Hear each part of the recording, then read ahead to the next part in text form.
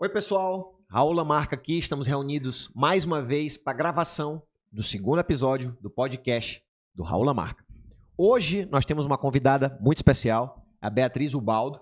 É uma grande produtora de conteúdo no online, mas no offline, uma grande líder, uma grande gestora, que tem uma trajetória incrível, não só profissional, mas também na sua vida. Claro que em algum momento eu vou pedir para a Beatriz se apresentar, mas eu já queria começar com uma polêmica, porque eu adoro, né, Bia? Eu adoro uma polêmica. Bia, só dá para ter sucesso na vida sendo herdeiro? Literalmente não. Já viu aquela história de pai rico, filho pobre? Eu sou quase que prova disso. Graças a Deus que eu ressignifiquei muita coisa da minha vida e afastei isso de mim. Mas, literalmente, eu nasci herdeira. E, no meio da trajetória, muita coisa deu errada. A empresa do meu pai quebrou. E, antes de eu chegar aí na fase adulta, a empresa faliu. E eu tive que ressignificar muita coisa da minha vida. E, graças a Deus, hoje eu tenho a consultoria Fortalecer. E daqui a pouco eu vou me apresentar um pouco mais. Construir uma história muito linda, de sucesso. E aí eu vou trazer mais o protagonismo para mim, ao invés de ter herdado algo, né? E ter projetado esse sucesso para uma herança. Hoje a projeção desse sucesso é literalmente 100% para mim. Então, hoje eu me vejo uma mulher protagonista, uma mulher líder, uma mulher à frente de várias coisas, projetos, empresas, e tomando decisões com muitos líderes aqui na nossa cidade e até mesmo por todo o Brasil.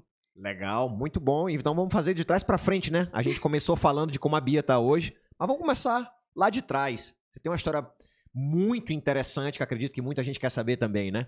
Como é que surge a relação com os teus pais? O que eles faziam? Quando tu nasceu, teus pais já eram empreendedores ou eles começaram a empreender enquanto você crescia? De que forma isso teve impacto nos objetivos de vida que você construiu, na escolha da carreira e da profissão que você escolheu? E conta pra gente como foi esse momento de ruptura. Legal. A minha história é uma história até que bem, eu digo assim, bem fantasiosa, né? Porque eu nasci literalmente herdeira, o meu pai era empreendedor e minha mãe era professora da Universidade Federal daqui da nossa cidade. E eu tinha uma vida muito boa, né? Meus pais me davam tudo, eu tinha uma herança, eu tinha muita estabilidade, eu não precisava fazer literalmente nada. Então, eu não tinha rotina, eu não tinha um propósito, eu nem sabia quem eu era. Essa era a pura verdade. Então, até os meus 20 anos, literalmente, Lamarca, eu era tipo assim, meu pai fez isso, teve sucesso, eu acho que eu vou ser que nem ele. Minha mãe minha mãe era isso, teve sucesso, posso ser que nem ela. Então, eu não sabia quem eu era, literalmente. E aí, em 2017, quando eu entrei na verdade, assim, a minha história mesmo, meu primeira virada de chave foi quando eu fui entrar na faculdade. Quando eu saí da minha escola, eu acreditava que eu era burra. Porque dentro da escola, eu era vista com aquela menina do fundão, que não queria nada com a vida. E eu tinha muito reforço disso. Beatriz, não vai ser nada na vida. Beatriz, herdeira. No máximo, vai herdar as coisas do pai. Você tem irmãos? Tenho uma irmã mais nova. E agora também tenho um irmão, que é só parte de pai, que é o Thiago e a Daniela. E aí essa foi a primeira grande virada de chave, que quando eu fui para eu optar no que eu ia escolher para me graduar, eu falei, eu vou fazer turismo, porque meu pai tem uma empresa de turismo. Foi meio que assim.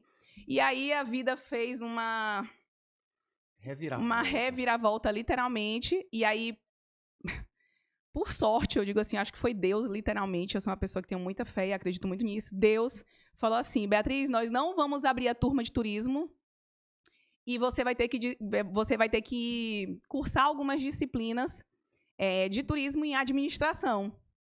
E aí eu comecei a fazer administração, que eu não queria, né, até então. E aí no meu primeiro período eu tive uma mulher, que eu vou até citar ela aqui, porque ela é uma das pessoas mais importantes da minha vida e talvez ela nem saiba disso, mas ela se chama Vilma Helwig. E ela, quando eu entrei, até então eu era vista como uma pessoa que não tinha futuro, a não ser herdar as coisas do meu pai. E que eu não tinha valor também, né? E aí ela chegou, no meu primeiro período, quando eu comecei a graduação, ela começou a ver potencial em mim. E ela começou a fazer esses estímulos. Você estava onde? Na UNDB. E aí eu comecei a receber esses estímulos de que eu era muito boa. E aí eu comecei a me engajar. E aí a administração, que não era uma opção, se tornou tudo na minha vida. Então, eu comecei a atuar, entrei logo na empresa Júnior, né, da UNDB, comecei a ser diretora administrativa, comecei a me engajar com projetos dentro da instituição, e aí eu comecei a publicar case, paper, e aí aquele ambiente, aquelas pessoas começaram a mudar o meu olhar. Então, a menina do fundão, que só tirava 0, começou a performar, sem nem saber como que aquilo estava dando certo, e foi quando eu fiz essa primeira virada. E aí eu comecei a ver coisas novas. Meu pai queria que eu trabalhasse com ele, porque os planos dele era eu ser sucessora dele dentro do negócio, e aí ele colocava para trabalhar assim, eu do lado dele. E aí ele tomava muitas decisões, eu estava ali na frente, ao lado dele, escutando tudo aquilo, absorvendo aqueles conhecimentos. E aí eu não podia dar pitaco, né? Então eu falava, pai, não é assim que se conversa com as pessoas. E ele, tu não sabe de nada, né? E aí ficava aqueles... Eu que fundei isso aqui tudo. Exatamente. Tu ainda tem que estudar muito. E aí isso começou a mexer muito comigo. E aí eu passei 12 anos trabalhando com meu pai. Eu comecei lá como recepcionista, porque isso foi uma coisa que na época eu achava ruim, mas que foi muito bom, porque ele falou assim, você vai entrar com um cargo base e você vai conquistar o seu conhecimento aqui dentro. Eu comecei como recepcionista e depois me tornei gestora de manutenção, e aí a empresa eu liderava 60 homens. A manutenção é ali engenharia, equipamentos, né? Isso, manutenção de veículos, porque era fretamento de veículos. E aí eu tive que levar na cara um monte de situação, né? Porque o jovem, com a minha confiança lá embaixo, reprimida até então, e todos os movimentos, porque, vamos lá, eu chegava na minha faculdade, eu falava de inovação, eu falava de tecnologia, eu falava de desenvolvimento de pessoas, e eu amava aquilo. E quando eu chegava na empresa, para implantar aquilo que eu queria implantar, meu pai falava, não... Esquece aí. Esquece isso daí. Isso daí não vai nem acontecer. Eu falei, pai, bora entrar no Instagram, bora começar a divulgar a empresa no Instagram. Ele, pra quê? Todo mundo me conhece aqui. Eu não preciso de Instagram. E aí, todo esse movimento que eu queria fazer, a gente tinha esse... esbarrava. E aí eu pensei que isso era só comigo, né? Mas hoje, como consultora, eu atendo várias empresas que estão participando, fazendo também esse processo de sucessão, onde a gente ainda encontra muito esse choque geracional de pessoas jovens querendo incrementar e trazer inovação para os negócios e dos pais um pouco mais tradicionais, com outra mentalidade, enfrentando, né? Então, esse choque acaba sendo assim uma coisa muito delicada de se trabalhar dentro do contexto corporativo. Sim. E, Bia, as pessoas falam muito... principalmente as pessoas que não têm herança. Uhum. Acho que essas pessoas conseguem entender o que uma herança pode proporcionar porque elas não têm. Mas acho que pouco se fala sobre o que uma herança não dá. O que uma herança não dá, Bia? Ai, não dá muita coisa. No meu caso, eu vou até tentar aqui dar uma respirada para relaxar, porque assim... Os meus pais, o meu pai era empreendedor e minha mãe trabalhava na Universidade Federal do Maranhão. E eles eram pessoas que trabalhavam muito. Aí você tinha o modelo empreendedor e o modelo de segurança dentro de casa, estabilidade, né? Exatamente. E coisas que eu não tive, que é muito importante, além de ter dinheiro, eu acho que isso vale até mais que dinheiro, é você ter cuidado, ter afeto. Não estou dizendo que meus pais não me deram cuidado, não me deram amor e não me deram afeto. Pelo contrário, eu sei que o dinheiro que eles queriam ganhar era para me proporcionar muita coisa, mas de vez em quando a gente quer presença, a gente quer partilhar de momentos juntos. Então, durante muito tempo, eu não tive essas questões de sair com a família. A gente saía para trabalhar. Minha mãe, quando tinha um momento dela de férias, ela ia trabalhar com meu pai. O meu pai era trabalhando 24 horas, né, por dia, porque também começou pequeno para depois chegar a empresa no tamanho que ela chegou. A empresa chegou até quantos funcionários, Bia? A gente chegou a gente chegou com 120 colaboradores, em torno de 120 colaboradores, quando a gente começou a atender grandes empresas. Então, a gente já atendia Coca-Cola, Vale. E aí, nessa época, eu até me tornei gestora de contratos. Então, a gente pegou um escopo muito grande e a gente precisava, e aí minha visão, a gente precisava profissionalizar essas pessoas e até então não era visto isso com bons olhos. O meu pai falava assim, porque, vamos lá, se eu estou numa faculdade aprendendo conhecimentos que vão agregar e incrementar no negócio, eu queria chegar e desenvolver pessoas, trazer inovação, ver novos modelos de negócio, modelo de gestão. Na época, eu implantei a ISO 9001, e aí meu pai não via necessidade de ter uma ISO 9001, porque para ele era o quê? Era papel. Era papel. E aí, para você desenvolver tudo isso... Atendendo empresas como Vale e Coca-Cola não valorizava isso E no ele avião, achava né? que era papel. Ele achava, isso é só uma burocracia que a empresa tá querendo, é mais papel, é mais... Sabe? E aí eu falava assim, cara, para eu entregar isso, eu preciso sentar minha bunda na cadeira e estudar, eu preciso buscar conhecimento, eu preciso me relacionar com pessoas e saber o que eles estão falando lá dentro, para eu utilizar isso estrategicamente dentro dos meus projetos aqui da empresa. Então, o que acontecia era justamente isso, eu precisava sentar para planejar, para fazer os procedimentos, para pensar em como botar aqueles projetos para rodar. E o meu pai virava para mim e falava assim, vem cá, quando é que tu vai começar a trabalhar? E eu falava, cara, eu tô trabalhando. Então, assim, o pessoal... O que meu pai pensava? Não, quem trabalha é o quê? É o motorista, é quem tá lá no sol. E, assim, não desmerecendo, todo trabalho é trabalho, seja ele mental, braçal, é trabalho do mesmo jeito. E eu me sobrecarregava muito, porque além de ter que pensar, eu tinha que executar e ainda tinha que chegar para ele e Tentar convencer, né? convencer ele. Porque eu imagino que ele, enquanto começando pequeno, ele executava muita coisa, né? Então era Exatamente. esse tipo de trabalho que ele valorizava. Exatamente. E ele a única forma de ele liderar a equipe dele era fazendo reuniões. E aí tu já sabe, né, como é que funcionavam as reuniões. As reuniões era para dar taca, né? Era para dar taca. E aí eu tava lá... Liderança por esporro. Exatamente. Aí eu ficava, de vez em quando eu mandava mensagem para ele, pai, não fala assim, respira, sabe? Então, esses movimentos começaram a me trazer muita angústia, me desvalorizava muito, mas também me fizeram aprender muito. Então, assim, pessoal, quem me escuta aqui falando, eu amo meu pai, ele me proporcionou sair da minha zona de conforto. Hoje eu só sou a mulher que eu sou, porque ele me deu muito repertório, bom ou ruim, e eu acredito que toda pessoa, independente de ser herdeiro ou não, ela tem que levar uma estaca para poder criar bagagem, para aprender, para dizer assim, é isso que eu quero e é isso que eu não quero. Né? E até usar isso como combustível para alcançar os seus resultados e alcançar o seu sucesso. E foi isso que aconteceu comigo. E aí eu lembro que eu cheguei, aí essa foi outra virada de chave na minha vida, que eu cheguei para ele e falei assim, pai, é o seguinte, não vou mais trabalhar contigo. E aí ele falava assim, como assim? Eu investi tanto em ti? Eu te dou tudo o que tu quer? E aí o tudo era o salário que eu recebia, porque eu trabalhava, mas para ele era tudo, né? Eu te dou tudo o que eu quero, tu que vai ser dona disso daqui. Eu falei, tá, então por que eu que tô aqui e os meus irmãos não estão? Por que eu apanho e meus irmãos não apanham? Por que eu tenho que abrir a mão da minha vida e meus irmãos não têm que abrir a mão da minha vida? E aí isso para mim é o mínimo. E aí o que pesou foi, por que eu tenho que abrir mão do que eu gosto, do meu protagonismo, do que eu quero, das minhas ideias, do que eu quero incrementar nesse negócio e eu não estou sendo valorizada. Então, eu vou deixar de abrir mão para isso e só vou poder trazer inovação quando você fizer a virada de chave, né? Passar a empresa para mim. Foi um processo ou teve a gota d'água, Bia? Teve uma gota d'água. Eu quero saber o dia da revolta. Conta pra gente. Ela vai contar pra gente o dia da revolta. Em que ela abriu mão da herança dela. Não, existiam várias situações. A primeira era porque eu realmente cheguei num ponto que eu vi que eu estava vivendo uma vida que não era minha, era a vida deles, que meus pais tinham escolhido para mim, não que eu tinha escolhido. Essa foi realmente, assim, a gota.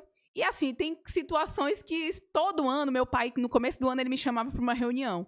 E a reunião era para dizer que o nosso salário ia diminuir ou alguma coisa do tipo. E aí eu já sabia, né? Todo mundo, vai ter reunião. Eu falei, já sabia o que era. E aí eu queria reconhecimento. E, Lamarca, assim... Eu saí de lá, e aí eu vou trazer outra grande situação que aconteceu na minha vida. Quando eu pedi demissão, eu pedi com o maior medo e frio na barriga, que sim, que tu não tem noção. Por quê? Porque eu não sabia fazer nada na minha cabeça, né? Na minha cabeça eu não sabia fazer nada. Tudo que eu fazia não prestava, tudo que eu queria incrementar não era besteira. Eu não sabia trabalhar, porque eu só trabalhava sentada, pensando, fazendo documento, implementando, conversando com pessoas, dando feedback, dando treinamento, e isso não era visto como trabalho. Então, eu não sabia fazer nada. E eu falava, cara, como é que eu vou agora ir para o mercado de trabalho, lá abrir mão de tudo que eu tenho, ir para o mercado de trabalho, eu não sou ninguém, e aí, para o meu pai, sentava com ele e falava assim, tu é o baldo. Onde você chegar, as portas vão abrir pra ti. E eu ficava, cara, as coisas não funcionam assim. As coisas não funcionam assim. E aí eu peguei, e aí pedi demissão, e aí eu criei um plano estratégico. Tu era CLT na empresa do Eu pai? era CLT eu comecei, meu primeiro salário foi R$297. E aí depois foi para 600. Gente, ela era CLT na empresa do pai. Isso é fantástico. E aí depois foi aumentando um pouquinho, mas assim, mesmo assim, eu digo assim, era um trabalho que, olha, mais valorizo, né? Eu digo assim que foi uma grande lição, porque hoje eu falo, eu sei o líder que eu quero ser e o líder que eu não quero ser. E eu, durante a minha trajetória, o líder que eu não quero ser é a liderança que eu recebi do meu pai. Eu falo isso abertamente até para ele. E o líder que eu quero ser é uma liderança que eu tive lá no Grupo Mateus. Na verdade, eu tive várias lideranças lá que encontraram potencial, despertaram potencial em mim e que fizeram, de fato, eu ver o valor que eu tinha. E que eu tenho muita gratidão também a essas pessoas. Então, hoje em dia, eu falo assim, a gente tem que passar pelo bom e o ruim para a gente saber ter referência, um ponto de referência. E eu tive tudo isso. Então, assim, eu tenho muito orgulho da minha trajetória. Você saiu da empresa do seu pai direto pro Grupo Mateus? Não, o que aconteceu? Eu fiz uma reserva financeira e... Mesmo ganhando 297 por mês no começo? Nessa época eu já ganhava um pouquinho mais. Nessa época eu já ganhava mais. Mas eu fui guardando, né, um dinheiro, aí eu falei, não, aqui dá pra eu ficar pelo menos uns 6 meses. E aí foi na época que eu entrei no mestrado, então antes de sair eu falei assim, eu vou estudar e vou entrar no mestrado, e isso aqui vai ser minha libertação. E aí quando eu entrei no mestrado, eu falei, meu foco vai ser mestrado. Meu foco não vai ser mais meu pai, o que ele tem, o que deixa de ter, até porque eu não sei nem se isso aqui vai ser meu. Então, quebrei mesmo assim as correntes. E aí eu fui fazer o mestrado, aí eu parei para fazer o mestrado. Aí eu falei, cara, aí vamos lá. Pausa que, lembra que meu pai é empreendedor. E eu tive a experiência empreendedora. E minha mãe era o quê? Funcionária pública. Aí eu falei, vou ser professora que nem minha mãe.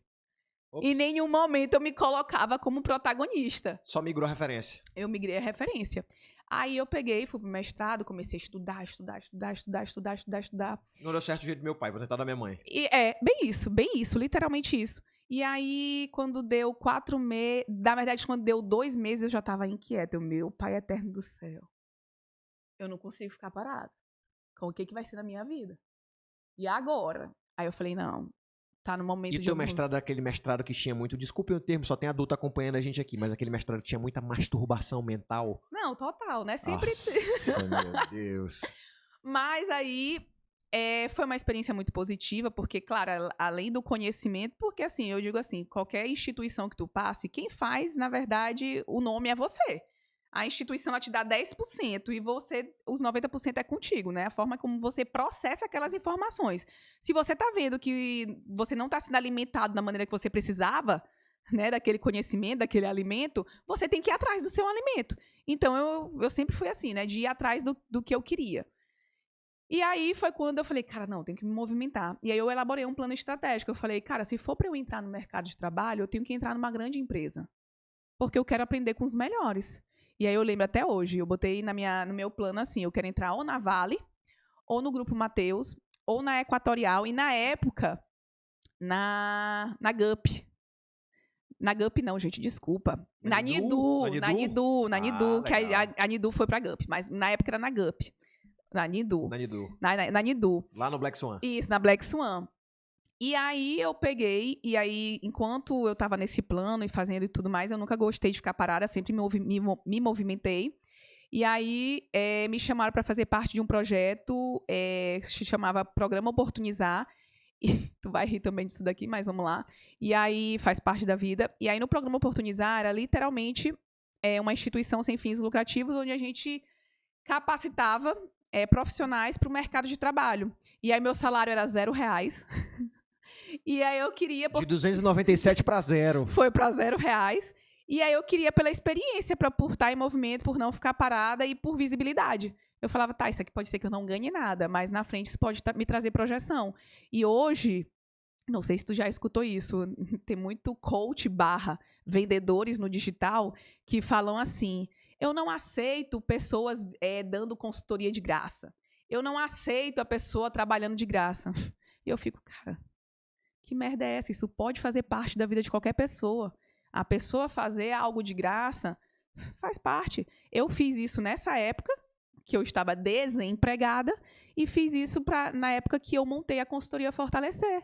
As minhas primeiras consultorias foram gratuitas. Por quê? Porque eu queria botar no meu portfólio. Né? Então, assim, não se prendam a essas falsas promessas, essas fórmulas mágicas, a esses vendedores. A vida mesmo, o sucesso, depende de como você percebe as oportunidades do mundo na sua volta e o quanto você consegue perceber também o seu potencial, ter autoconhecimento e até mesmo chegar nesse nível da autoliderança, por exemplo. E fica a dica para você que está assistindo a gente, né? Ouça de quem faz. A Bia está aqui falando sobre resultados que ela já conquistou, né? Você vai ouvir esses coaches aí de internet falando, assista tal vídeo e seja foda em 30 segundos. Pelo amor de Deus, cara. Entra num grupo, vai com teus amigos e vai pra lua, ou acorda às 5 da manhã, toma banho de gelo, ou vai meditar. Cara, essas coisas podem te fazer muito bem. Agora, se tu achar que tu vai ter sucesso por causa delas, balela, né, Bia? E agora o pessoal tá achando o quê? Que o chat GPT pensa por eles, né? E vamos lá, isso é um perigo. Mas depois a gente começa a falar um pouquinho sobre isso também, né? Sobre inteligência artificial. Então, eu sempre fui, e aí pronto, aí voltando aqui à história, aí entrei nesse programa Oportunizar, e aí vamos lá. Por que eu aceitei, né? Eu ia estar dentro do Grupo Mateus. E lembra do meu plano? O meu plano era entrar no Grupo Mateus. E aí eu falei, cara, eu vou estar lá, dentro, as pessoas me olhando. É uma oportunidade. Eu poderia estar lá e ficar caladinha, não falar com ninguém, não me conectar com ninguém. Mas eu fui lá, conversei com pessoas, procurei pessoas importantes, fui me conectando, fui cavando oportunidades, fui entregando o melhor, formei mais de 60 profissionais na época, em 3 meses com o programa Oportunizar, onde a gente colocou todos esses profissionais para atuarem tanto nas empresas que patrocinavam na época e apoiavam esse programa, que na época era Cantinho Doce e o Grupo Mateus. E aí, com o resultado disso, a Railma, que é uma das mulheres também que eu tenho profunda gratidão, viu esse potencial e me chamou para uma entrevista. Na verdade, ela não me chamou para uma entrevista, ela me chamou para uma conversa. Quando eu cheguei, era um paredão de gente, assim, eu falei, Railma, o que está acontecendo aqui? Sabatina. Aí ela, Bia, aproveitei para fazer logo uma entrevista. Meu pai eterno. E assim, eu tava muito nervosa na entrevista. Quantas pessoas? Acho que tinha umas 7 pessoas. E eram todos líderes da... Você já fez uma entrevista de emprego com 7 pessoas. Eram 7 pessoas. Eram 7 pessoas. E eu fiquei muito nervosa, muito nervosa. E aí foi quando eu entrei no Grupo Mateus. E eu entrei cheia de medos. Com baixa confiança. E, cara, entrar no Grupo Mateus pra mim foi assim... transformador, dá até vontade de chorar, eu me emociono, porque realmente o Grupo Mateus foi uma virada de chave. A gente vê muita gente reclamando, né, do Mateus, mas pra mim foi uma virada de chave, porque quando eu entrei eu falei assim, cara, quem sou eu? No meio dessas 40 mil pessoas que trabalham aqui dentro. E aí, em 3 meses, eu já estava com uma performance muito alta. E detalhe, a performance dentro... Eu entrei em dia 24 de janeiro de 2020. A pandemia começou em março de 2020. E aí eu falei, meu Deus, e agora? Como é que eu vou performar dentro de uma pandemia? Com tudo parado. E eu era da área de desenvolvimento de pessoas. Como é que eu vou desenvolver pessoas numa pandemia? Como é que tu, que ainda estava absorvendo a cultura da empresa, no momento onde as pessoas deixam de trabalhar juntas, começam a trabalhar online, vai absorver essa cultura e passá-la para os outros? Difícil, né, Bia? Exatamente. E aí foi quando eu comecei a cavar alguns resultados, e aí um dos resultados que eu me orgulho muito foi que no meu primeiro projeto, que foi com o pessoal da padaria, inclusive, galera, amo vocês demais, vocês sabem disso. A Buma Meu Pão? A Buma Meu Pão foi com o Leandro Ortegal, inclusive ele é um dos líderes que eu me inspiro muito, tenho muita gratidão, que ele me ensinou muita coisa. E eu desenvolvi um projeto para a padaria, onde a gente tinha um desafio de aumentar a satisfação dos clientes, né, dos supermercados aqui no plano piloto, que era em São Luís, Maranhão. E a gente teve um resultado surpreendente, a gente aumentou em 8% a satisfação, né, através de uma pesquisa de NPS, que foi rodada em loja, nas lojas premiums. E eu fiquei muito feliz com o resultado, e eu não sabia, eu não me enxergava. E aí eu fui surpreendida, porque a Railma, junto com o Leandro Ortegal, em 3 meses de projeto, viraram para mim e falaram assim, Beatriz, a gente quer startar um projeto de formação de líderes nas indústrias. E nunca tinha existido um projeto de formação de líderes na indústria, somente no varejo. E então era um projeto pioneiro, que ia ser totalmente diferente do que já rodava lá, porque o que rodava é loja. A característica do varejo é uma característica dinâmica, né? E quando você vai, e aí dinâmica, atendimento ao cliente, ela tem um escopo mais flexível. Quando você vai para uma dinâmica de indústria, é completamente diferente. O foco é processo. Não tem tanto dinamismo no sentido de tu falar com pessoas, de tu ter que inventar, incrementar. Não, tu tem que seguir processos, né? E se o processo começa errado, ele finaliza errado. Então, assim, era completamente diferente, era um mundo novo. E eu tinha pouquíssimo tempo, né, na empresa. E aí, uma das coisas que o Leandro e a Railma apostaram em mim foi porque eles queriam uma pessoa com visão de gestão. E eles tinham percebido que minha visão era uma visão de gestão. E aí, por isso que eu falei que, por mais que na minha bagagem de 10 anos na empresa do meu pai tinha sido muito dolorida, se não fosse essas dores, eu não teria performado tão rápido dentro do Grupo Mateus. Então, foi quando eu comecei a perceber, nossa, a minha bagagem, a minha dor, minhas noites chorando, não foram em vão. Foram necessárias para eu chegar aqui e performar. Então, hoje, eu tenho muita gratidão por tudo que aconteceu comigo.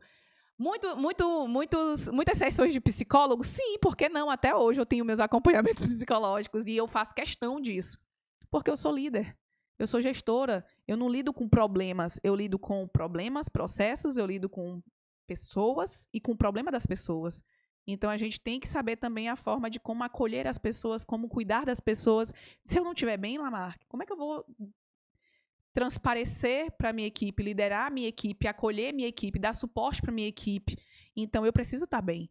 Então, uma das coisas que eu reforço em qualquer lugar que eu vá é a importância de um acolhimento emocional, de ter uma pessoa para tu conversar, psicólogos, né, terapeutas, enfim, é uma coisa que eu priorizo muito, muito mesmo. E que faz assim uma diferença muito grande. Te ajuda no momento de você ter autocontrole, te ajuda no momento de você ter uma conversa difícil, te ajuda no processo de autorregulação, que é muito importante. Então, assim, hoje eu não vejo um líder sem uma pessoa para ter suporte. Porque quem é que te acolhe, Lamarck? Quem é que te acolhe? A gente acolhe 60 pessoas, 120 pessoas, mas quem é que te acolhe? Né? A gente chega em casa estressado. Tu vai descontar na tua família? Então, assim, a gente... Ou na própria equipe. Ou né? na própria equipe. Então, o processo do acolhimento ele tem que ser 360. Não é só o feedback que é 360. O processo de acolhimento também tem que ser 360. Para eu cuidar da minha equipe, eu preciso ser cuidada. Né? Então, é muito importante. Isso que você trouxe é muito importante, Bia, porque a gente fala muito sobre autoliderança, né? Um termo que eu tenho reforçado muito. Você pega as referências de liderança, você tem pessoas que lideram a si mesmas, você tem pessoas que lideram outras pessoas que lideram outros líderes, né? Líderes funcionais, líderes de negócio, líderes de corporação, de grupos, enfim. São múltiplos líderes de liderança. Cada um tem um conjunto de habilidades, Sim. de gestão de tempo e de princípios e valores. Né? As habilidades, elas são aquelas coisas que a gente consegue com mais facilidade aprender e mudar se necessário, porque elas são mais objetivas. Mas quando você fala de princípios e valores, são coisas muito subjetivas e geralmente estão ligadas às nossas crenças. Uhum. E aí, quando você sai de um patamar de liderança onde você só liderava a si e você começa a liderar outra pessoa, começa a ficar muito complicado. Porque a maneira que tu valorizava o teu próprio trabalho tende a ser a maneira que tu vai valorizar o trabalho dela. Uhum. Mas a maneira que ela faz o trabalho dela não necessariamente vai corresponder à sua velocidade ou à qualidade que você faria. E esse início de processo de delegação para o líder pode ser extremamente frustrante. Porque ele quer que as coisas sejam feitas do jeito dele. Exatamente. E elas não serão se não forem feitas por ele. Faz sentido? Exatamente. Total. Né? E é o que a gente vê muito, né? O microgerenciamento. Pessoas que... Na verdade, o que acontece, Lamarca? A pessoa ela acha que ela é líder ou que ela é dono da empresa, que ela é líder. Mas a autoridade não começa assim. Não é só porque você é dono da empresa que você é um líder. Você precisa construir essa autoridade. E aí, como você falou, eu acredito que o maior risco do líder e também a maior oportunidade que ele tem é de controlar o ego, né? E normalmente os líderes têm um ego muito inflado. E quando a gente tem a nossa empresa, ou a gente se torna líder, a gente acha que nós somos o super-herói, que nós vamos resolver tudo para todo mundo, que só nós fazemos o que é certo, que os outros não fazem da maneira que é correta. Só que isso acaba sendo uma mentalidade burra, né? Se você contrata a pessoa, você não tem que contratar a pessoa para fazer uma função. Você tem que contratar a melhor pessoa, porque se ela tiver maturidade, se ela tiver experiência, quanto maior ela tiver isso, maior você vai ter autonomia, maior vai ser esse processo de você conseguir delegar para a pessoa. Se você contrata uma pessoa que ela tem pouca experiência, pouca maturidade, mais será a sua necessidade de estar próximo, de treinar, de desenvolver, de descer para o operacional. Então, esse é uma das coisas que eu observo muito dentro da consultoria que eu presto para essas empresas. Eu quero contratar uma pessoa para uma vaga X. Eu falo, por que tu não contrata logo um analista? Não, porque analista é mais caro. Aí eu fico, não. E aí eu tenho que ter todo aquele trabalho de conversar, de falar, olha, se você pegar uma pessoa que tem um perfil mais júnior, você ter tempo para treinar ela? Você tem tempo para dar feedback? Você tem tempo para acompanhar? Não. Então, tu vai estar dando tiro no teu próprio pé? E isso acontece muito. Eu digo que 90% das decisões de contratação acontece assim. É que as pessoas pensam, vou contratar aqui, aí pega uma indicação, pega o primeiro currículo, contrata, na maioria das vezes por urgência. Amigo de fulano, de cicrano. E na maioria das vezes por urgência. Preciso de alguém para ontem. O líder é assim, né? E aí, contrata, e aí jogou a pessoa lá dentro, aí aqueles 90 dias que a legislação te dá para tu testar, para treinar de experiência do colaborador, você simplesmente larga ela lá os 90 dias, não dá atenção.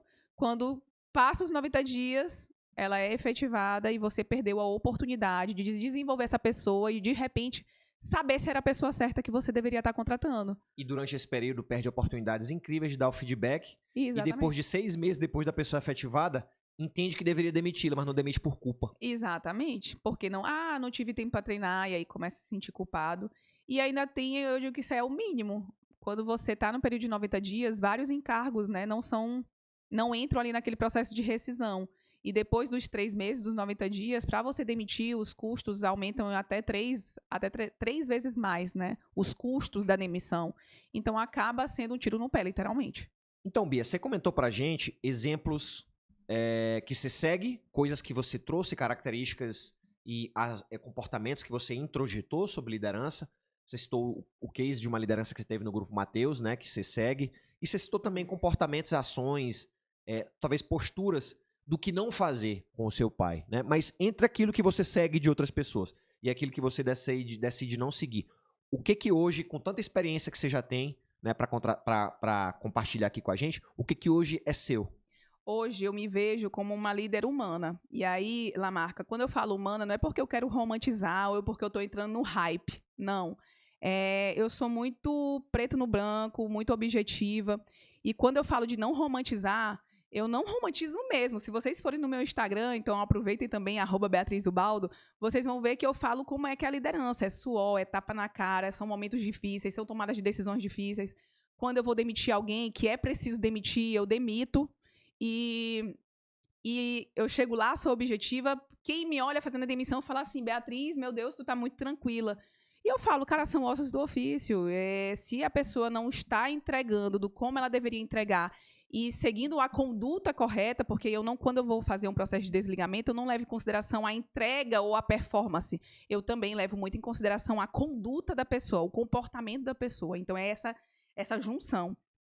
E aí, quando eu observo isso, que não está sendo legal, que não integrou com a cultura da minha empresa, eu vou lá e faço o que tem que ser feito. Mas ninguém vê que eu passo a noite sem dormir, né? Que eu fico com receio, que eu fico pensando em como é que vai ser aquela pessoa sem um emprego. E muita gente acha que quando o líder demite, ele não tem coração. E quando eu te falo que eu sou uma pessoa muito humana, e aí a dica de liderança vai justamente para isso, é para você, ao máximo, para mim, o líder hoje, para ele ser líder, ele tem que ser 100% participativo, 100% empático, ele tem que escutar. Eu costumo dizer que a gente tem 2 ouvidos e uma boca, e não é à toa. O líder ele tem que ouvir e escutar muito mais do que falar. Ele tem que dar o protagonismo para o outro. E hoje, se você está aqui agora me perguntando o que é liderança, a liderança, para mim, é isso. E quando eu falo de humana, não é porque eu sou uma pessoa que digo sim para tudo. Eu não sou uma pessoa que passa a mão na cabeça da pessoa que fez errado. Não, o feedback, ele é tanto para você reconhecer a pessoa, mas também para você corrigir comportamentos inadequados. Então, eu costumo dizer que hoje, para mim, liderança é ser uma pessoa humana, justa, e participativa. E principalmente humilde. Fantástico. É uma resposta que a gente sente que vem do coração, né? Acho que liderar é uma das habilidades mais difíceis Total. que a gente pode aprender, né? Eu acho que tem duas habilidades de um profissional que tem bastante sucesso em escala. Ou ele sabe vender, ou ele sabe liderar a gente. Se ele souber liderar a gente que vende, aí... Pois é, eu não sei vender. Matou. Eu não sei vender. Matou. Eu tenho menos tempo no empreendedorismo que você, né? Pouco mais de um ano. Então, naturalmente, empreendedor que não vende, né? Ele vai ser só empreendedor, né? A parte da dor vai doer muito mais porque a empresa é caixa e se não vende, não tem caixa, né? The cash is king, a gente ouve muito falar disso. Mas, do outro lado, essa habilidade de fazer com que as pessoas façam aquilo que você sabe que tem que ser feito no momento em que elas fazem, mesmo sem entender por que aquilo é melhor para elas, mas confiam em você, porque ao longo do tempo você tem tomado as melhores decisões, elas já entenderam que mesmo que não compreendam, compensa te seguir. Eu acho que isso é liderança, né, Bia? Total. Eu passei agora, acho que 20 dias aproximadamente, fora das minhas empresas, como eu falo. Porque assim, Raul, meu momento atual agora, né? Pelas minhas manhãs, eu faço parte do Método Elite, na qual é uma instituição de ensino, onde eu tenho e lidero uma equipe de em torno de 15 pessoas. E à minha tarde eu sou consultora. E à noite eu sou professora, palestrante, host de podcast. Enfim, faço um monte de coisa. E eu acabei de passar 20 dias fora, de férias / viagem a trabalho, enfim. E a minha equipe, ela tá performando tão bem que eu tenho muito orgulho da minha equipe, porque assim, eu montei essa equipe do zero, eu contratei todo mundo, eu desenvolvi todo mundo hoje tem uma maturidade muito boa. Por quê? Porque eu disponibilizo o meu tempo, não foi só nos 90 dias, até hoje eu disponibilizo muito meu tempo para cuidar dessas pessoas, para desenvolver essas pessoas, para dar suporte. Quando eu falo suporte, é tirar dúvida ali comigo, eu quero que eles recorram a mim mesmo para perguntar.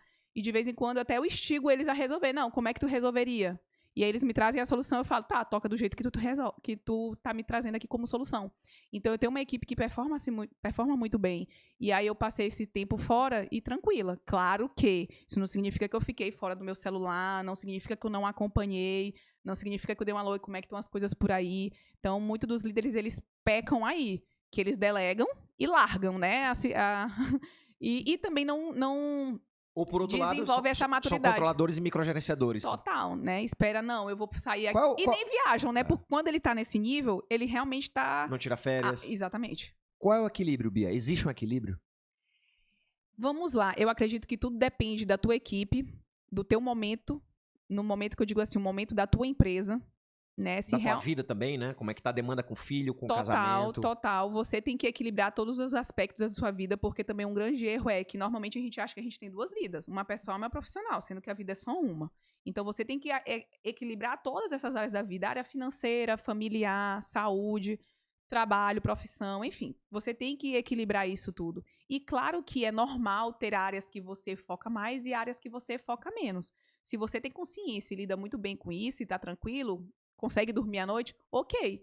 Mas se você está ficando angustiado, não está feliz com a tua realidade, então está na hora de você parar, fazer um momento ali de autoconhecimento e poder reorganizar ali a sua vida e traçar novos planos. Você não vai conseguir, no mesmo momento da sua vida, no mesmo ano, trabalhar 14 horas por dia, viajar uma vez por mês, tá sempre acompanhando a aula de esporte dos filhos e fazer pelo menos 2 viagens internacionais no ano. Não dá pra fazer isso no ano só, né? E antes a gente falava assim, Lamarck, tem que fazer gestão de tempo.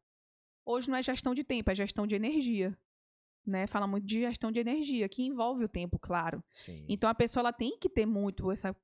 vamos lá, a pessoa tem que desenvolver o autoconhecimento, a autoconfiança. O líder tem que desenvolver o autoconhecimento, a autoconfiança, para ele conquistar a autoliderança. Então, uma coisa depende da outra. Não existe liderança, e aí a gente fala de competência. A competência é uma soma de habilidades, é um conjunto de habilidades. Então, não adianta você chegar e falar assim, eu sou líder, se você não tem aquele rol de habilidades que o líder precisa ter. Então, Beatriz, eu quero ser uma líder. O que eu preciso fazer? Você precisa desenvolver habilidades para poder fazer com que esse pacote da competência que é liderança ser formado, ser fortalecido.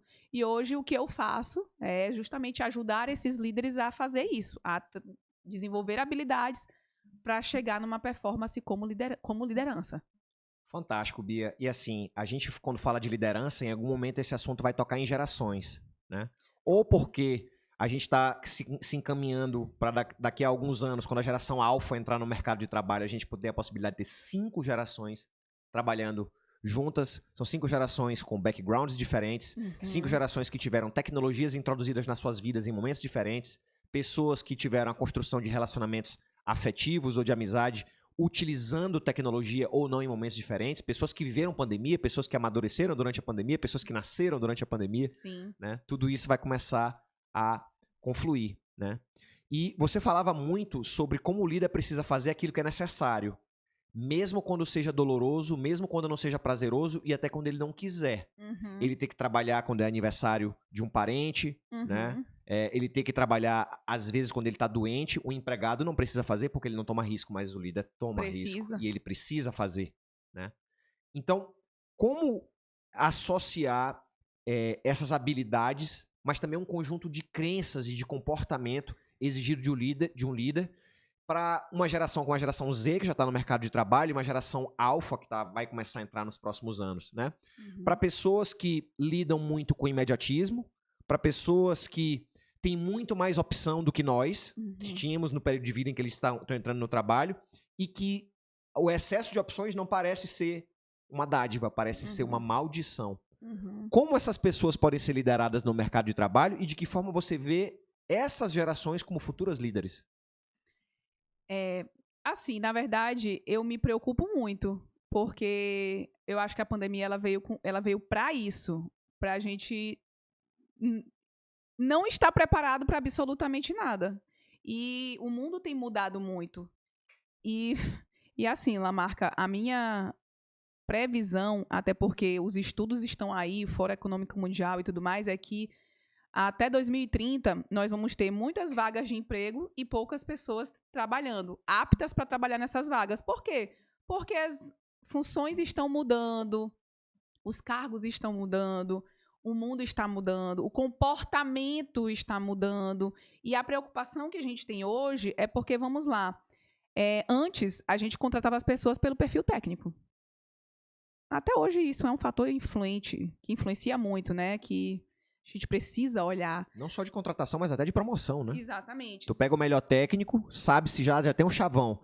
Promove o melhor técnico para ser gestor de uma equipe, aí tu perde um grande técnico, perde um gestor também, Exatamente. né? Já é chavão isso. Exatamente. E aí o que hoje já se vê? Que o comportamento, ele sobrepõe do que a técnica. Então vamos lá, eu contrato a pessoa porque ele é bom tecnicamente, mas ele não consegue lidar com as pessoas, ele explode, ele é uma pessoa explosiva. Então, cada vez mais nós vamos ter essa dificuldade de encontrar pessoas que tenham comportamentos que se conectam à nossa empresa. Então, realmente, é um cenário, eu digo assim, preocupante, mas é um cenário que o líder de hoje, ele tem que estar preparado e desenvolver o senso de urgência. Não é deixar as coisas acontecerem para ele poder mudar. É justamente ele agir de forma preventiva, não corretiva. Então, se hoje eu vejo que tem um conflito de geração, que tem uma mudança de comportamentos, que as projeções me dizem isso, isso e aquilo, como é que hoje eu posso me preparar para esse futuro? Por que eu estou te dando essa resposta? Cada empresa é uma empresa. Se tu me perguntar, Beatriz, existe um estilo de liderança de sucesso? Não. Porque o meu estilo de liderança vai se adaptar com base na empresa que eu trabalho e com a equipe que eu tenho. A liderança não está no vácuo, pairando por aí, né? Exatamente. Não existe essa liderança absoluta. Exatamente. Então, não existe fórmula mágica. O que existe é o quanto que você está disposto para se adaptar de forma urgente, não esperando acontecer o problema para você resolver e aí sair do modo corretivo, de só corrigir problema, e entrar no modo previsivo, né? Como é que eu posso, preditivo, como é que eu posso prever, antecipar um cenário futuro. Então, se a minha empresa hoje é uma empresa que tem uma diversidade de pessoas, de gerações, então eu preciso me preparar para o futuro diverso. Se eu tenho uma empresa que ela tem um modelo mais tradicional e ela performa, se ela tem sucesso e tá tudo bem, né? Porque tem gente que fala assim, hoje pra tu ter sucesso tu tem que estar 100% assim. Não, gente. Tem contextos e contextos. Tem muita assim, mas tem empresas que funcionam com um modelo de negócio que hoje são, eu digo assim pra ti, Lamarca, hoje tem empresas que já chegaram pra mim e falaram, Beatriz, nós gostamos de profissionais maduros. Nós não queremos nos posicionar para profissionais muito jovens, porque a gente preza e nossos valores são pessoas com mais maturidade, mais experiência. E tá tudo bem. Claro que quanto mais diverso, né, o ambiente, melhor para você ter mais ideias, mais visões diferentes. E isso é o futuro. Inclusive, eu, pelo menos, sou uma pessoa que super estimulo áreas, setores, empresas diversas. Né? Mas, claro que toda empresa tem o seu contexto. Claro, claro. E, Beatriz, acho que essa questão de geração acaba puxando muito para a questão de tecnologia e, naturalmente, num dos assuntos mais hypados do momento, Total. se não mais, que é a inteligência artificial. Né? Eu percebo que eu gosto muito de história, mesmo não sendo um profissional das ciências humanas, eu gosto muito de analisar a história, porque eu acho que é uma maneira de você compreender coisas que estão acontecendo hoje e você ver como as histórias se repetem, com tecnologias e cenários diferentes. Né, com zeitgests, espíritos dos momentos diferentes, mas a coisa meio que se repete. Hoje, a gente olha muito a questão da inteligência artificial e da produção dos conteúdos, e a gente percebe que as pessoas estão em frênese, porque elas não sabem como lidar né, com as redes sociais, que foi uma coisa que virou uma explosão nos últimos 10, 12 anos, enfim. Né? E a gente consegue perceber que isso já aconteceu no passado também. Sim. Né? Eu estava lendo um dia desses sobre como foi uma loucura na Europa, no século XV, início do século XVI, quando Gutenberg inventou a prensa móvel, começaram a produzir livros em grande escala. O primeiro livro produzido em escala foi a Bíblia. E naquele momento o Lutero achou de traduzir a Bíblia para o alemão. Eles não sabiam, mas aquilo estava começando com que a cisão das igrejas acontecesse, a católica e a protestante. Aquilo virou guerras civis entre vários países, as pessoas se mataram, foi uma loucura. Né? Uma coisa muito parecida acontece já ali no início do século XX com o rádio. Né? O rádio permitiu a popularização de ideologias como fascismo e comunismo e fez com que as massas adotassem o totalitarismo, né, em muitas dessas nações. Não querendo politizar aqui o assunto, né? Citei exemplos de extrema-direita e de extrema-esquerda, para que fique muito claro. Né? E eu acho que a gente vê isso acontecendo hoje, Total. Nos últimos 10 anos, com a explosão das redes sociais e com a escala que isso tem ganhado com a inteligência artificial. Né? As pessoas esquecem, só tem 3 anos que a IA generativa em larga escala para o público foi utilizada, que foi exatamente com o advento do ChatGPT. Né? Até então, todas as tecnologias, exemplo da internet, no começo, elas eram utilizadas por grandes empresas, né? E eram utilizadas por jovens. E aí você tem uma IA generativa que é utilizada principalmente por pequenas empresas, porque lá o pacote Office, né, das grandes empresas ainda não inclui o ChatGPT, e você tem pessoas que são mais velhas utilizando a IA generativa. Por quê? Porque demanda contexto. E se a pessoa é mais jovem e não tem experiência de vida, ela tem menos contexto para imputar na IA generativa. Total. O jovem vai pedir para a IA generativa executar tarefa. Quem é mais experiente passa contexto e pede que ela crie de fato algo que ele possa usar e melhorar. Né? Então, eu vejo que sempre que a gente tem mudança na forma como a informação é gerada e distribuída, geram-se grandes frenesis na sociedade. E como você acha que isso vai impactar, falando do assunto de gerações, né, no mercado de trabalho? Vamos lá. O líder tem que estar preparado e ele tem a obrigação de sair na frente de todo mundo. Isso é fato. Por quê? Vamos lá.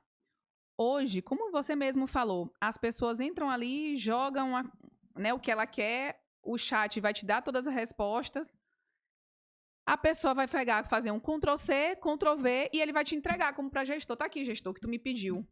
Aí o gestor vai lá, vai ler e fala assim, nossa, tá bom demais. Então, hoje, vamos lá. O líder ele tem que estar preparado para quê? Porque hoje essa é uma realidade do Ctrl+C e do Ctrl+V. As pessoas não querem pensar, não querem desenvolver senso crítico, e para você ter senso crítico, você tem que ter base de conhecimento, para você saber julgar se aquilo está certo, se está errado, se faz sentido ou não faz sentido. E o líder ele tem que estar preparado para essa realidade, em que talvez a sua equipe faça isso, e que ele vai ter que, de fato, ter domínio de, deixa eu analisar aqui o projeto que foi feito, deixa eu julgar como é que foi feito isso. A marca, me explica aí, como é que tu chegou aqui? E aí ele te apresentar, né, toda a construção da onde ele chegou naquele projeto, daquele resultado, para você, de fato, se sentir confiante. Porque o líder, ele precisa ter confiança nos dados, ele precisa ter confiança no trabalho das pessoas. E o ChatGPT, ele traz essa insegurança nesse sentido. Então, o líder ele tem que estar preparado. Porque as pessoas elas não querem mais desenvolver esse senso crítico, elas não querem mais, elas não acreditam mais na educação. E a gente precisa, sim, acreditar na educação. Que bom que hoje ela é democrática, que o conhecimento está disponível em qualquer lugar. E isso é um ponto que a gente tem que agradecer e a gente tem que também celebrar.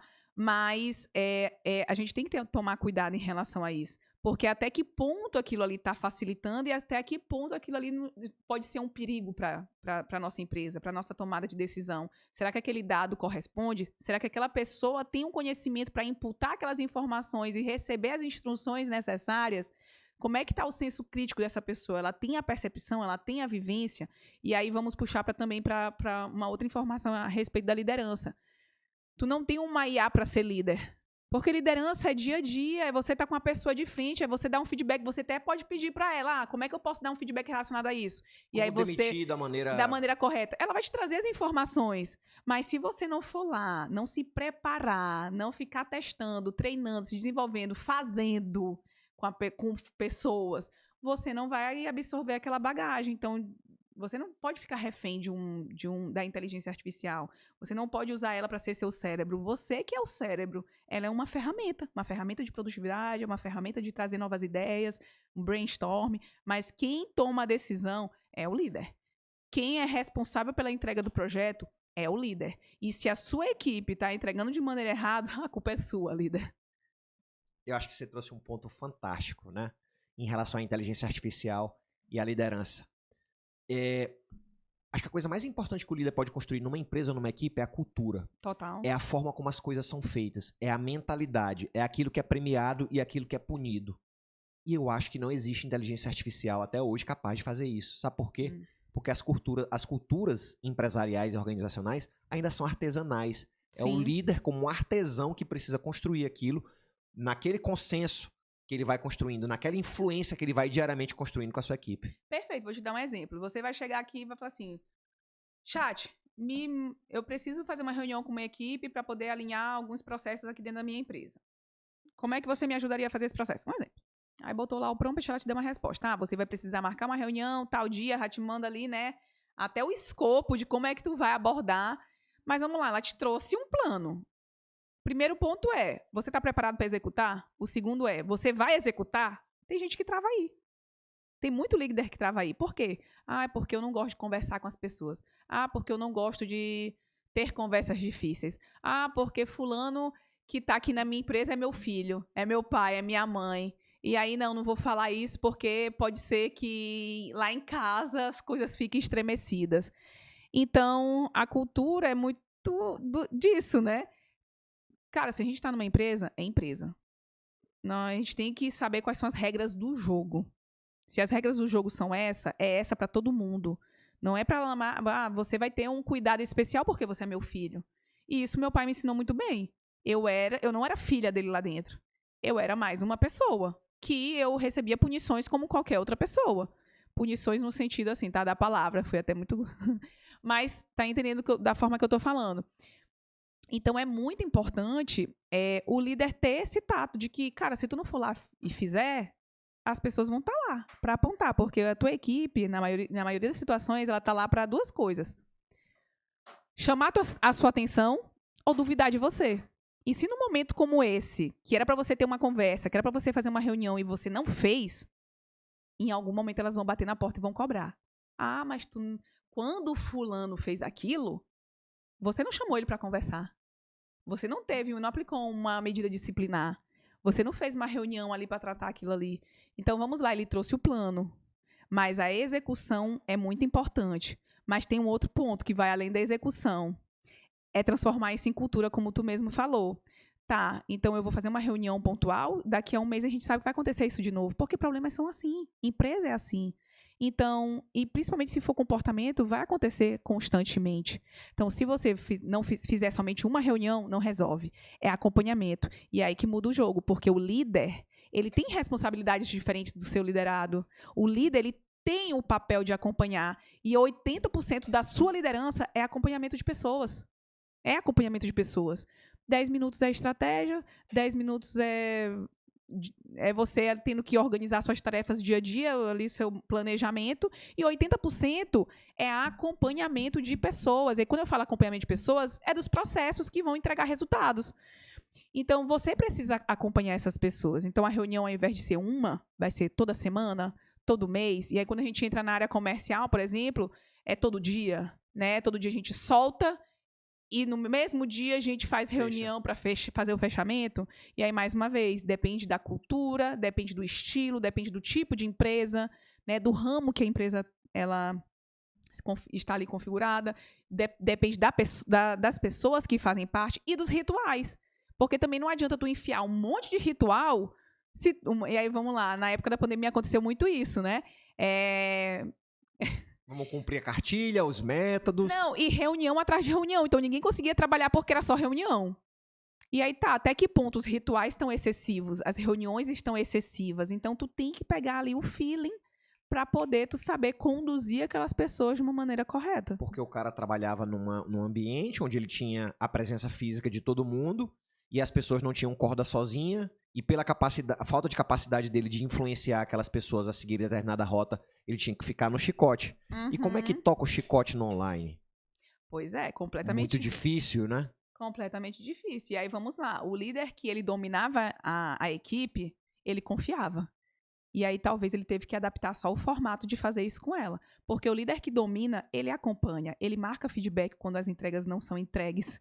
Ele faz esse processo de acompanhamento de pessoas. E a pandemia, quando ela veio, tinha os líderes preparados e tinha os despreparados. Totalmente. E aí tu pode ter certeza que os despreparados ficavam nisso. A pandemia só mostrou quem era quem, né? Exatamente, só mostrou quem era quem. Tá? Então, mais uma vez, vocês vão esperar o problema aparecer para vocês se adaptarem ou vocês vão se preparar para os contextos que podem acontecer? Essa que é a virada de chave. O líder tem que estar preparado. E quando eu falo de líder, tá, pessoal? Eu falo de líderes de uma maneira geral. Dono de empresa, empresários, empreendedores, microempreendedores. Se você está numa posição privilegiada como essa, você precisa ser um líder. Você não pode ser mais chefe. Chefe, não existe mais. Não existe mais. Chefe é só uma posição formal, né? Não, eu acho que o chefe... Eu literalmente não consigo imaginar que tem uma pessoa ainda que tenha um perfil, que siga um perfil de chefe, assim, dentro de um contexto que tá performando. Dessa forma, né? Se alguém me chamar de chefe, eu vou ficar triste. Triste mesmo. Eu vou ficar triste, mas eu vou falar assim, eu vou chegar lá em casa, vou pensar, vou falar assim, cara, o que eu tô fazendo? E aí eu vou chamar aquela pessoa e vou querer conversar com ela. Eu vou pedir um feedback pra ela.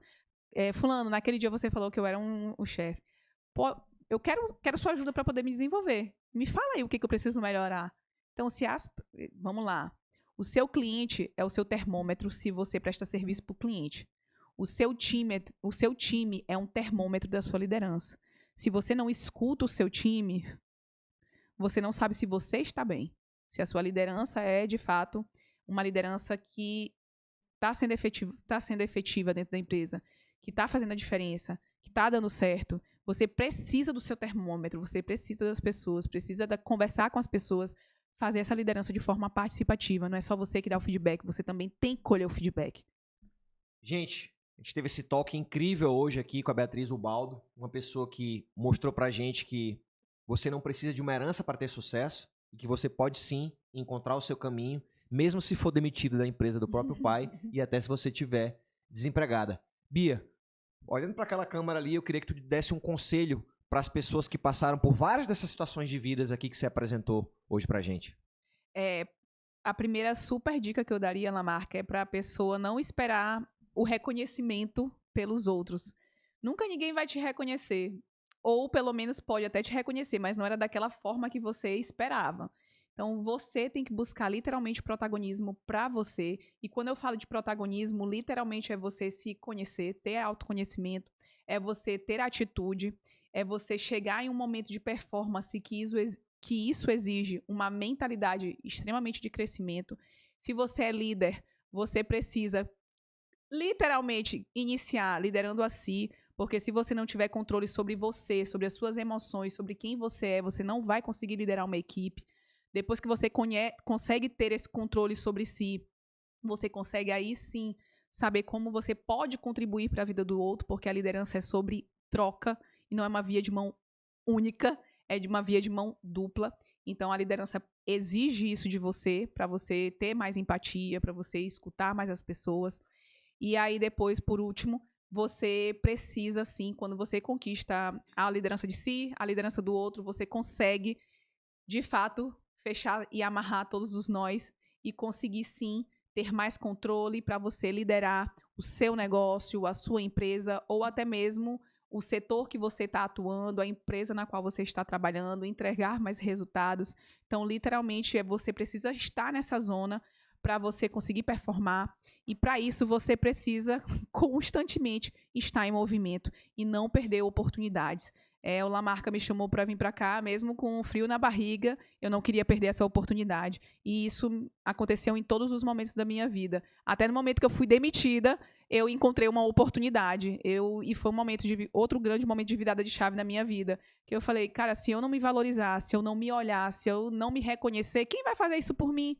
Então, hoje eu quero chegar no nível que eu determinei como um nível de sucesso, que para mim tem muita gente que acha que sucesso é ter dinheiro, ter muito carro, ter uma mansão. Não, meu sucesso é algo que eu desenhei para mim, não é algo que o Lamarck tem que eu desejo, não é algo que fulano tem que eu quero para mim. Não, é o meu plano de vida, é aquilo que eu almejo para minha vida, que é única e sem influência mais de ninguém. Como eu falei, a minha vida o tempo inteiro eu busquei ser outras pessoas, e quando eu busquei ser e entender quem eu era, saber o que eu queria fazer, como eu queria atuar, como eu queria fazer diferente na vida de outras pessoas, eu encontrei o meu propósito, eu consegui encontrar felicidade, eu consigo acordar todo dia feliz, e é isso que você tem que fazer. Você tem que não ir para o trabalho motivado, mas o mais importante é você chegar do trabalho motivado pelo que você fez no trabalho.